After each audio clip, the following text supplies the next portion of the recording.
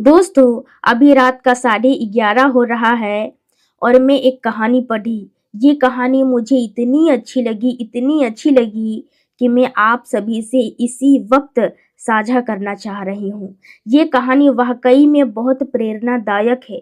यदि आप इस कहानी को ध्यान से सुनेंगे तो आपको जीवन की बहुत ही गहरी बात सीखने को मिलेगी। ये कहानी है ट्रेन में यात्रा कर रहे दो यात्री की। एक वृद्ध व्यक्ति थे जो ट्रेन में यात्रा कर रहे थे। उसके जस्ट सामने में ही एक युवा जवान लड़का बैठा हुआ था। वो वृद्ध व्यक्ति अपने हाथ में गोल्डन कलर का बड़ा ही सुंदर घड़ी पहने हुए थे और वो लड़का कोई घड़ी नहीं पहना हुआ था। ये कहानी बहुत ही पुराने जमाने की है। उस समय मोबाइल नहीं हुआ करती थी। उस समय किसी को समय जानना रहता था कि समय क्या हो रहा है, तो जो व्यक्ति घड़ी पहना रहता था उसी से पूछ लेते थे कि समय क्या हो रहा है। तो ये लड़का भी उस वृद्ध व्यक्ति से पूछा कि अंकल जी, समय क्या हो रहा है। तो वो अंकल जी अपने हाथ को ऐसे मोड़े और घड़ी को भी देखा, लेकिन समय नहीं बताए। वो उस लड़के को इग्नोर कर दिए। वो लड़का सोचने लगा कि अरे भाई, ये क्या बात हुई, शायद अंकल जी को थोड़ा कम सुनाई देता है।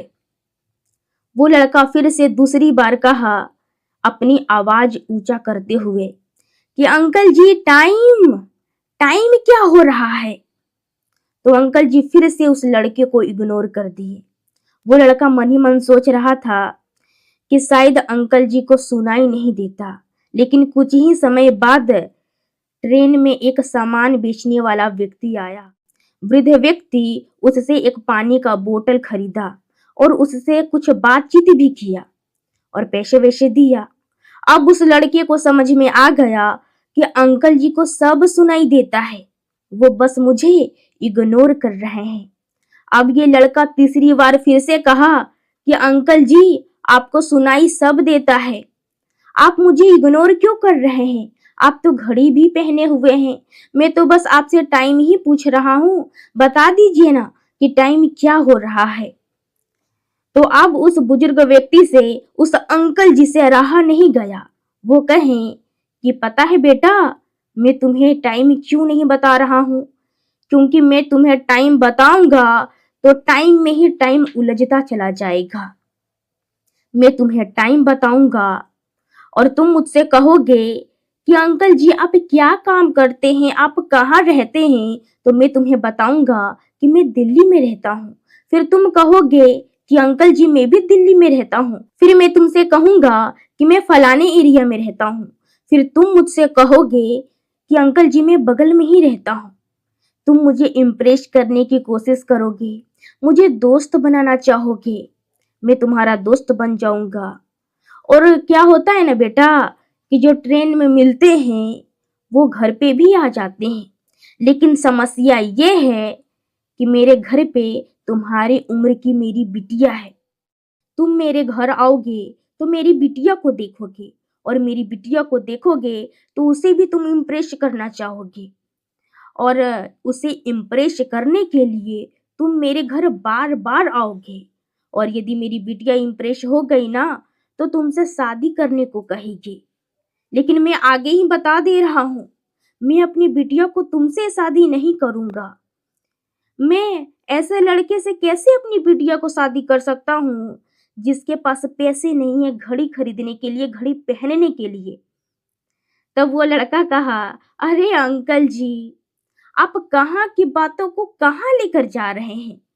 दोस्तों, ये छोटी सी कहानी है जो हमारे जीवन में घटती रहती है। हम भी बहुत सोच रहे होते हैं। हम में से कई सारे ऐसे लोग हैं जो ओवर थिंकिंग कर रहे होते हैं, बहुत ज्यादा सोच रहे होते हैं।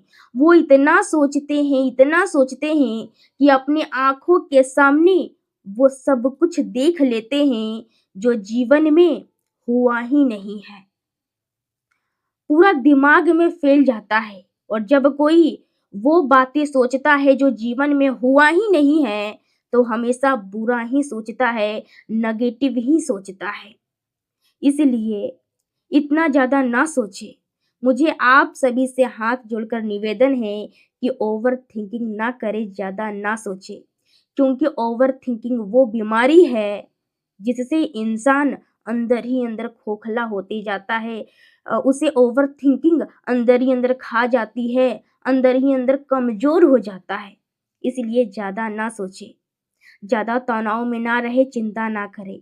उतना ही सोचें जितना में काम हो जाए और बाकी का समय प्रभु का ध्यान में लगा दीजिए, प्रभु का चिंतन में लगा दीजिए, प्रभु का सुमिरन कीजिए। आपका जीवन बदल जाएगा। ज़्यादा टेंशन ना लीजिए, ज़्यादा तनाव में ना रहिए, चिंता ना कीजिए। वो कहते हैं ना कि चिंता में और चिता में बस एक बिंदु का फ़र्क होता है। चिता मुर्दों को जलाती है और चिंता जिंदों को। इसलिए हमेशा खुश रहिए और ज़्यादा मत सोचिए। उतना ही सोचिए जितना में काम हो जाए। दोस्तों, आशा करती हूँ कि आप सभी को ये कहानी समझ में आया होगा और वीडियो भी पसंद आया होगा। यदि वीडियो पसंद आया हो तो वीडियो को लाइक कीजिए, कमेंट कीजिए और अपने दोस्तों के साथ शेयर कीजिए। और दोस्तों, गुड नाइट, बाय बाय। मिलते हैं अगले वीडियो में।